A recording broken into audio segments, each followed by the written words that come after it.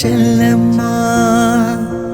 அடி நீதான் என் சந்தோஷம், பூவெல்லாம் உன் வாசம். நீ பேசும் பேச்செல்லாம் நான் கேட்கும் சங்கீதம். உன் புன்னகை நான் சேமிக்கின்ற செல்வமடி. நீ இல்லை என்றால் நானும் இங்கே ஏழையடி. கண்ணுக்குள்ளே உன்னை வைத்தேன் கண்ணம்மா, நான் கண்கள் மூட மாட்டேனடி செல்லம்மா.